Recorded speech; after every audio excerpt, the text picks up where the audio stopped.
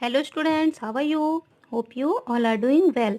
आज हम पढ़ेंगे आपकी हिंदी सुगम भारती का पाठ 20 कित्तूर की रानी चेन्नम्मा। ओके, यह एक एकांकी विधा है जिसे शंकर बामजी ने लिखा है। ओके, इसमें अंग्रेजों के टाइम का बताया गया है ना, कि अंग्रेजों का रौब किस टाइम उस टाइम कैसा रहता था और उसमें किस तरीके से उनकी बातें रहती थी। ओके, चलिए हम स्टार्ट करते हैं। अब देखिए, पात्र परिचय जो यहाँ पर जितने लोग यहाँ पर कार्य कर रहे हैं वो के बारे में बताया गया। जैसे चेन्नम्मा कौन है? कित्तूर की महारानी को बोला गया है चेन्नम्मा। अब सिदप्पा, ये चेन्नम्मा का सेना नायक है, मतलब कित्तूर की जो रानी है उनका सेना नायक है। फिर है रानन्या, ये है चेन्नम्मा का एक और सेना नायक। ओके, पहला सेना नायक सिदप्पा और दूसरा है ये रानन्या। फिर है मलप्पा सेट्टी, ये है अंग्रेजों से मिला हुआ कित्तूर का दीवान, मतलब ये अंग्रेजों से मिला हुआ है जो कित्तूर का दीवान है। फिर है थेकरे और चैपलिन, यह अंग्रेजों के सेना नायक हैं। ओके, चलिए हम पढ़ते हैं। फर्स्ट सीन देखिए, पहला दृश्य, कित्तूर का दरबार। कित्तूर राज्य को अंग्रेजों द्वारा हड़पने की अफवाह सुनकर चिंतित रानी सेनापति से बातें कर रही है, तभी दरबार का प्रवेश होता है ना। कित्तूर का दरबार में जो सभा रहती है ना उनकी, एक जहाँ पर सारे मंत्रीगण उनके सेना नायक जो सब एक साथ बैठे रहते हैं उनकी एक सभा में, तो वही है कित्तूर का दरबार। वहां पर एक अफवाह मिली है कि अंग्रेजों द्वारा उनका राज्य जो है हड़पने की, वह सुनकर रानी जो है वह चिंतित है और सेनापति से बातें कर रही है, तभी दरबान वहां पर आता है। ओके, दरबान देखिए क्या बोलता है, झुककर महारानी की जय हो। चेन्नम्मा बोलती है, क्या समाचार लाए हो दरबान? दरबान मीन्स जो वहां पर गेट पर पहरा देते हैं ना, वही है। नेक्स्ट है, दरबान बोलता है, महारानी जी मलप्पा सेट्टी कंपनी सरकार के दूत बनकर आए हैं, बाहर प्रतीक्षा कर रहे हैं, वे आपसे मिलना चाहते हैं ना। मलप्पा सेट्टी कौन थे? कित्तूर का वही दीवान थे जो अंग्रेजों से मिला हुआ भी था, है ना। तो वह कंपनी सरकार में अंग्रेजों का दूत बनकर आए हैं जो रानी से मिलने आए हैं। नेक्स्ट है, चेन्नम्मा बोलती है, उन्हें ससम्मान दरबार ले आओ। दरबान जो आज्ञा महारानी जी। दरबान जाता है, मलप्पा सेट्टी का दरबार में प्रवेश, है ना। दरबान उन्हें लेकर आता है। मलप्पा, महारानी की जय हो। चेन्नम्मा व्यंग से, कंपनी सरकार की भी तो जय कहिए, है ना। चेन्नम्मा जो होती है जो रानी, वह बोलती है हंसी में कि कंपनी सरकार की भी तो जय बोलिए, क्योंकि वह कंपनी सरकार के साथ मिला हुआ रहता है ना। फिर बोलता है, रुक कर बोलिए ना सेट्टी जी, अंग्रेजी सरकार की जय बोलिए, कहिए कैसे आना हुआ। मलप्पा फिर बोलता है, कंपनी सरकार ने यह फरमान भेज मुझे आपके पास भेजा है। फरमान देने लगता है। फरमान मीन्स आदेश। आपने देखा होगा पहले के जमाने में राजा महाराजाओं के द्वारा जो फरमान मीन्स आदेश लिख कर आते थे एक अलग से पर्चे में, है ना, जो मतलब दोनों साइड लकड़ी लगी हुई रहती थी और बीच में एक उसमें कपड़ा मिक्स एक पेपर आता था जिसमें वे लिखते थे। ओके, फिर है चेन्नम्मा बोलती हैं, नहीं नहीं आप मुझे ना दीजिए, मतलब जो फरमान लेकर आया है मलप्पा, तो चेन्नम्मा बोलती है, रानी बोलती है कि फरमान मुझे ना दीजिए, आप ही पढ़कर सुनाए तो बेहतर होगा। फिर मलप्पा फरमान पढ़ता है, कंपनी सरकार आपके गोद लिए हुए बालक को गद्दी का उत्तराधिकारी नहीं मानती, इसलिए वह कित्तूर राज्य को अपने अधिकार में लेने की घोषणा करती है। साथ ही हम यह भी बता देना चाहते हैं कि राज्य में किसी तरह की गड़बड़ी ना फैले, इसकी पूरी जिम्मेदारी आप पर होगी, है ना। जो मलप्पा फरमान पढ़ता है कि कंपनी सरकार ने, जो चेन्नम्मा है वो एक बालक को गोद लिए हुई रहती है, तो उसके बारे में बोलता है कि कंपनी गोद लिए हुए बालक को गद्दी का उत्तराधिकारी नहीं मानती, मतलब वहां का राजा नहीं मानती है, इसलिए कित्तूर राज्य को अपने अधिकार में लेने की घोषणा करते हैं ना। कंपनी सरकार कित्तूर राज्य को अपने अधीन लेना चाहती, मतलब अपने अंडर में करना चाहती है, इसकी घोषणा के लिए वह अपना फरमान भेजती है ना। और राज्य में किसी भी तरह की गड़बड़ी ना फैले, इसके लिए पूरी जिम्मेदार आप होंगी, ऐसा मलप्पा चेन्नम्मा से बोलता है।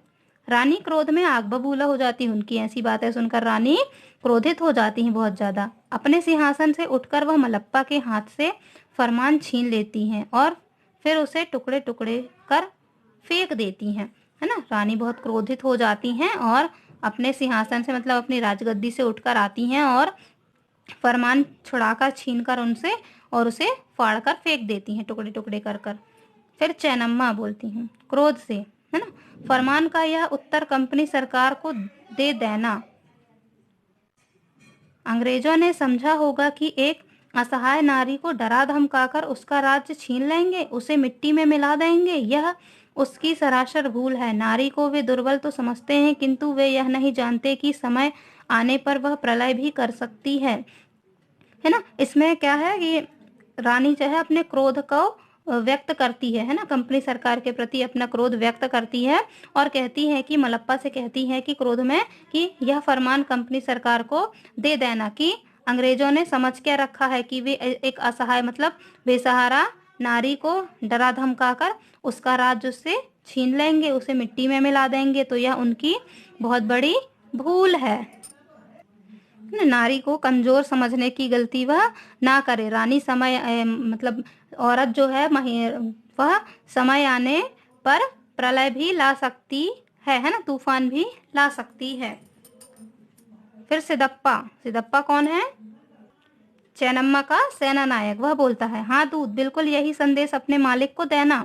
हम सब युद्ध के लिए तैयार हैं। अंग्रेजों की राज्य हड़पने की कुटिल नीति का हमें डटकर विरोध करना होगा व्यंग से। किंतु दीवान जी, आपको कितना हिस्सा मिलने वाला है ना। जो सिदप्पा है उनका चैनम्मा का रानी का सेना नायक है, वह बोलता है कि हाँ बिल्कुल यही संदेश तुम अपने मालिक को मतलब अंग्रेजों को जाकर देना। हम सभी युद्ध के लिए तैयार हैं। अंग्रेजों की जो कुटिल नीति है राज्य हड़पने की, कुटिल मीन्स क्या होता है? दुष्टतापूर्ण, जो वे अपने सिर्फ अपना सोचकर दूसरे को क्षति पहुंचाते हैं, दूसरों को नुकसान पहुंचाते हैं ना। दुष्टतापूर्ण उलझी हुई नीति उनकी मतलब उनके दिमाग में उल्टी सीधी जो योजनाएं सूझती हैं उसी को कुटिल नीति कहा गया है ना। कि उस कुटिल नीति का हमें डटकर विरोध करना होगा। और फिर हंसते हुए बोलते हैं व्यंग से कि दीवान जी, आपको कितना हिस्सा मिलने वाला है, क्योंकि दीवान जी अंग्रेजों के साथ मिला हुआ होता है।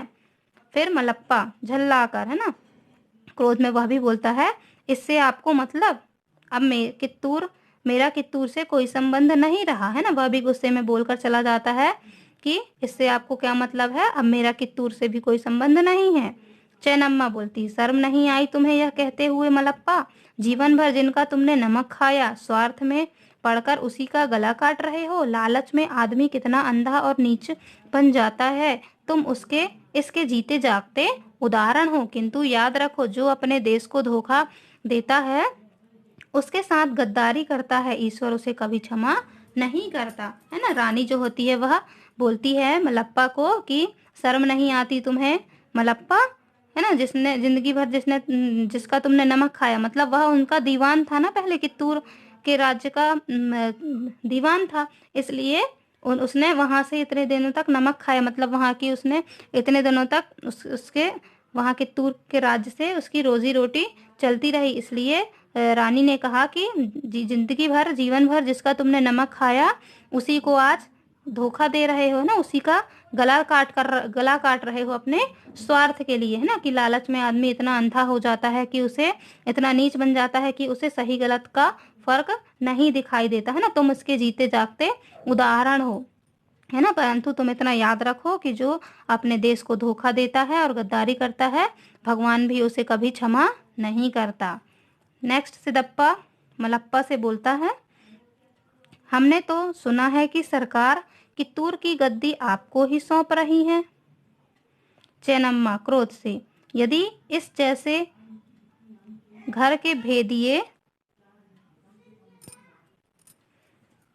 घर के भेदी शत्रु से मिल जाए तो यही होगा, है ना। जिस थाली में खाना उसी में छेद करना। महाराज की मृत्यु होते ही इन्हें पर लग गए। जब तक वे जीवित रहे कोई भी कित्तूर की ओर आंख उठाने का साहस नहीं कर सका। किंतु मलप्पा, मेरे जीवित रहते तुम्हें भी यह गद्दी नहीं मिलेगी। मुझे अंग्रेजों को सबक सिखाना ही होगा मलप्पा। अब तुम जा सकते हो। मलप्पा क्रोध से पैर पटकता हुआ दरबार से बाहर चला जाता है ना। सिदप्पा जो रहता है उनका सेना नायक होता है, वह मलप्पा से कहता है कि हमने तो सुना है कि सरकार कित्तूर की गद्दी आपको ही सौंप रही है। तो चेन्नम्मा क्रोध से बोलती हैं कि यदि इस घर जैसे घर के भेदिए शत्रु से मिल जाते हैं तो उनका मतलब कहना था कि जिस थाली में खा रहे हो उसी में छेद कर रहे हो, है ना, मतलब उन्हें धोखा दे रहे, है ना। महाराज की मृत्यु, मतलब चेन्नम्मा से पहले कौन था, महाराज वहां की गद्दी संभालते थे। तो महाराज के मृत्यु होते ही ऐसा सब कुछ होने लगा, है ना। जब तक वे जीवित थे तब तक कित्तूर की ओर कोई भी आंख उठाने का साहस नहीं कर सका, किंतु मलप्पा, मेरे जीवित रहते तुम्हें यहाँ यहाँ की राजगद्दी जो है वह नहीं मिलेगी, है ना। मुझे अंग्रेजों को सबक सिखाना ही होगा। मलप्पा को बोलती है कि अब तुम यहाँ से जा सकते हो, है ना। तो मलप्पा जो है वह क्रोध में पैर पटकते हुए, झल्लाते हुए वहां से दरबार से बाहर चला जाता है। नेक्स्ट है चेन्नम्मा। धीरे से, हमने कंपनी सरकार को 2 टूक उत्तर दे दिया, अब हमें लड़ने के लिए तैयार रहना होगा। दास बनकर जीवन बिताने से लड़कर मर जाना कहीं अच्छा है ना। चेन्नम्मा ने धीरे से कहा कि हमने कंपनी सरकार को 2 टूक में उत्तर दिए, मतलब 2 तरह से उत्तर दिए हैं, अब हमें लड़ने के लिए तैयार रहना होगा। दास बनकर जीवन बिताने से अच्छा है कि हमें लड़कर मर जाना अच्छा होगा। अब आप लोग अपना सुझाव दें, मतलब सभी से चेन्नम्मा बोलती हैं कि अब आप अपना सुझाव दें, अपने सेना नायकों से बोलती है। ओके, फिर है सिदप्पा। आपका फैसला हमें स्वीकार है। उनका जो सेना नायक होता है वह बोलता है कि हमें आपका फैसला स्वीकार है। यह ज्ञात होते ही अंग्रेजों को चुनौती देना, सांप की पाबी में जानबूझकर हाथ डालना है। हमें उसने 2-2 हाथ करने की होगी, हमें उनसे 2-2 हाथ करने ही होंगे। उन्हें भारतीयों की शक्ति का फिर तो पता चलना ही चाहिए, अन्यथा वे जीना हराम कर देंगे। इसी प्रकार वे सभी राज्यों को हड़प लेंगे, है ना। सिदप्पा उन्हें कहता है कि हमें आपका फैसला स्वीकार है, परंतु यह ज्ञात होते हुए कि अंग्रेजों को चुनौती देना, सांप की बाबी में जानबूझकर हाथ डालना, मतलब सांप का जो बिल होता है ना, तो उसमें हाथ डालना क्या होगा, खतरे से खाली नहीं होगा, है ना।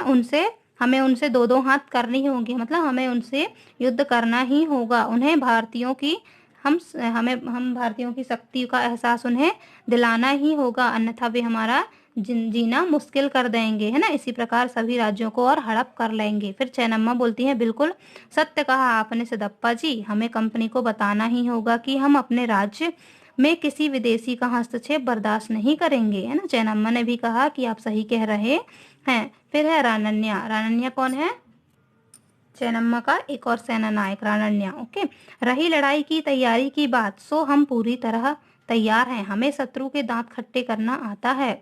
राज्य के गोदामों में इतना अन्न भरा है कि वर्षों समाप्त नहीं होगा। बारूद इतना है कि तोपें पिघल जाएंगी, पर बारूद समाप्त नहीं होगा। सरोवर में इतना जल है कि शत्रु फिर डैश, है ना। मतलब रानन्या जो है, रानन्या वह बोलता है कि ना, उनका जो एक और सेना नायक होता है रानन्या, वह भी कहता है कि लड़ाई के लिए हम तैयार हैं, पूरी तरह तैयार हैं। शत्रुओं को हमें बुरी तरह से पराजित करना है ना।